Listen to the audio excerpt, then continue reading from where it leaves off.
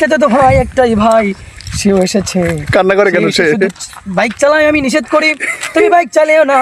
সে বারবার বাইকটা নিয়ে টান দেয়, আমার কলেজায় বড় আঘাত লেগে যায়। না জানি কখন অ্যাক্সিডেন্ট করে। এজন্য সবসময় আমি বলি, ভাই তুমি কখনো বাইক চালাবা না, বাইকের কাছেও যাবা না। আজকে থেকে বলে দিলাম, তুমি যদি বাইকের কাছে যাও, তোমার সাথে আমার বলতে চাই। এই যে আরেকজন চলে গেছে।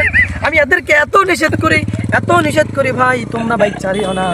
এখনকার ঈদের সময় সিজন ভালো না, যে কোনো সময় অ্যাক্সিডেন্ট হয়ে যায়।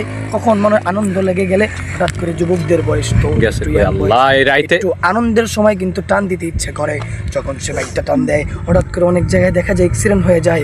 আল্লাহ না করুক, যদি কোনো একটা অঘটন ঘটে যায়, দেখেন কিভাবে টান দেয়। আপনারাই বলেন যুবকরা, এভাবে কি বাইক চালানো ঠিক না? এজন্য আমি তাদেরকে এত হুঁশিয়ারি করে দিচ্ছি, তারা এই ঘটনা বারবার করেই যাচ্ছে কেন। একটা মোহাম্মদুল্লাহ, এটাও একটি ছেলে।